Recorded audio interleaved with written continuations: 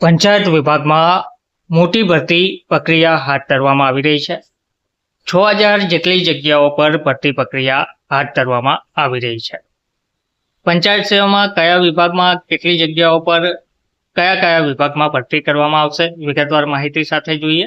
નમસ્કાર મિત્રો, સ્વાગત છે તમારું અમારી યુટ્યુબ ચેનલમાં.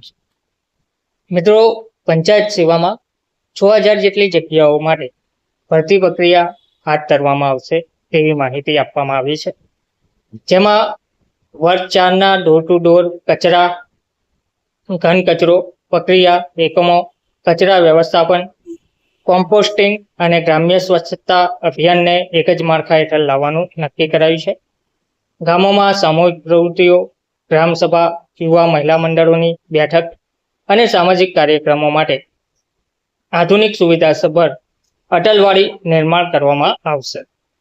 રાજ્ય સરકારે વિકાસ કમિશનર કચેરી ખાતે પીએમઓ અને દરેક જિલ્લામાં પીએમસી સ્થાપવાની વ્યવસ્થા કરી છે.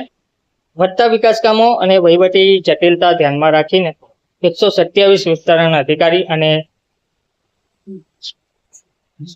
222 મદદનીશ ઇજનેરની નવી જગ્યાઓ ઊભી કરવામાં આવી રહી છે. બનાસકાંઠાના વિભાજન બાદ રચાયેલા વાવ-થરાદ જિલ્લામાં જિલ્લા પંચાયત અને 17 તાલુકા પંચાયતો માટે પણ નવી જગ્યાઓ મંજૂર કરવામાં આવી છે. આ વર્ષે પંચાયત સેવાના વિવિધ વર્ગોમાં 6000થી વધુ જગ્યાઓ માટે ભરતી પ્રક્રિયા હાથ ધરવામાં આવશે.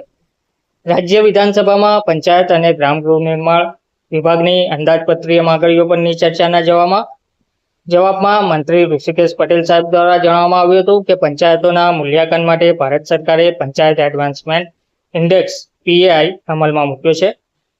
જેમાં STGની 9 થીમ આધારિત મૂલ્યાંકન થાય છે. સમગ્ર દેશમાં PAI કેટેગરીમાં આવેલી 699 ગ્રામ પંચાયતોમાંથી 346 ગુજરાતની જોવા મળી છે. તો ટૂંકમાં પંચાયત વિભાગમાં અને ગ્રામ ગૃહ નિર્માણ વિભાગની અંદાજપત્રીય માંગણીઓ મંજૂર કરી દેવામાં આવી છે વિધાનસભામાં, અને પંચાયત સેવામાં હવે 6000 જેટલી જગ્યાઓ પર વર્ગ 1 થી વર્ગ 4ની ભરતી પ્રક્રિયા ટૂંક સમયમાં હાથ ધરવામાં આવશે તેવી માહિતી હાલમાં મળી રહી છે. ધન્યવાદ.